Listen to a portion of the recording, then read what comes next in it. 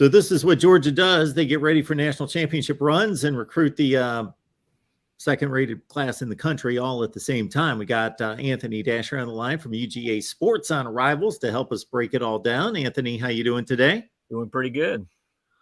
All right, sir, let's get down to it because, there seems to be a little bit more drama around the top teams in the SEC in regards to pulling in a flip or two around National Signing Day. And Georgia was able to take a phenomenal class and make it even stronger with a couple guys that were on the fence going into Wednesday. Yeah, that's right. And probably the biggest name, that Georgia had was the kid from, outside linebacker from Florida, Damon Wilson, who was a 5-star kid, a big-time edge rusher, and which is just kind of player that Kirby Smart likes to bring in. And there was a little bit of a, uncertainty. Maybe Ohio State was really in for him, pretty deep. But in the end, he chose Georgia.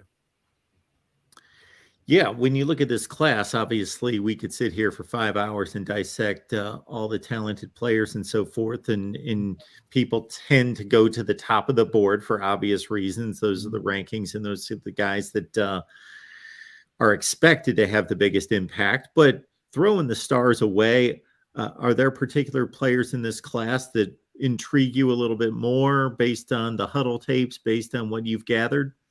No question. I think you look at the wide receivers that Georgia has brought in, this year. I mean, the 3 guys they've got are all of them that run like sub 4.5, 4.3, somewhere in that range. Bring a lot of athleticism to the perimeter, which I'm not saying Georgia doesn't have that right now, but they have not had a lot of guys who in recent years who could be considered quote unquote burners.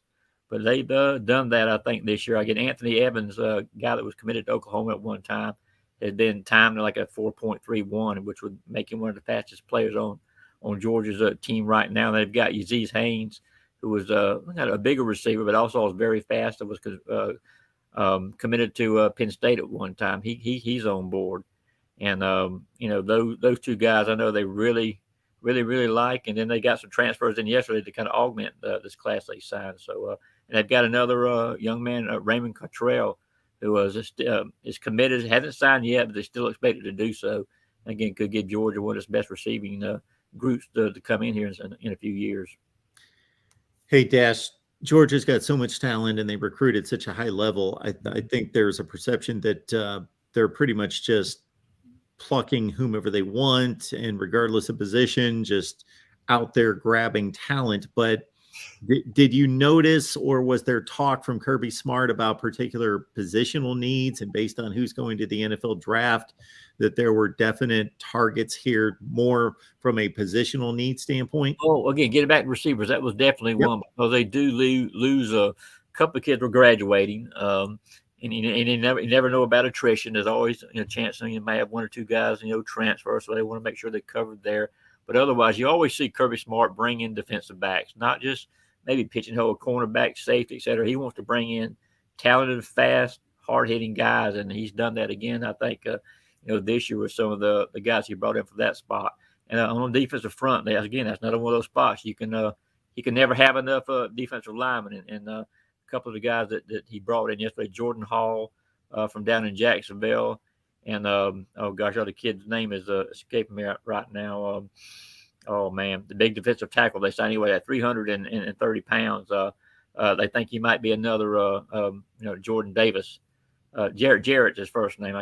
His last name escaped me right now for whatever reason, but he's another guy who's going. Jamil Jarrett. Jamil Jarrett, yeah, is going to be is the guy I'm trying to think of. Jamal Jarrett. Yeah. And so those 2 guys right now, I know they're very high on. And as I said, defensive line is one of those spots they always want to get as much depth as they can. When you look at the great recruiters of the last 15 or 20 years in college football, whether that's Nick Saban, Urban Meyer, Pete Carroll, what Mario Cristobal is doing at Miami right now, you put Kirby Smart right in there. The thing that they're always going to say when asked about their recruiting success is that it's a grind and you have to be relentless and you have to just be committed to it all the time. No doubt. Is there anything past that that we can talk about concerning what Kirby Smart's able to do? Because like we had you on the Buckeyes show a couple weeks Yeah. ago, and I posed the same type of question to you, and knowing that Mark Richt was doing a great job and he upgraded the program significantly, but he was more in that top 5 to 10 range, and Kirby Smart's just even upgraded significantly from there. No doubt. You mentioned the word relentless. That's probably the best way to describe coach, and really your top recruiter. I think Nick Saban can be obviously in that same category when it comes to recruiting, because that's what it's all about, is having the best players.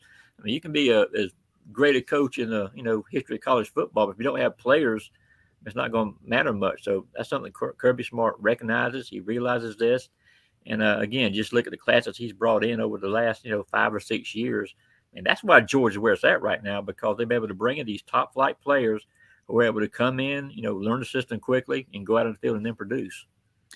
And it probably doesn't hurt that there's been a population shift over the last 20 or 30 years that's continuing. And Georgia was not a highly populated state 30 years ago, and now it is. And if you look at the projections for future years, it's just going to continue to increase in terms of population. And Atlanta produces as many NFL players per capita as anywhere in the country. Yeah, no doubt. But what's funny, you look at the kids that Georgia brought in yesterday. I think they only brought in 4 Georgia natives, which is kind of a little bit unusual. Man, right. They go to California, they go to Pennsylvania, they obviously go down to Florida, and that's what happens when you win at the level that Georgia has done. They don't have to stay in the state.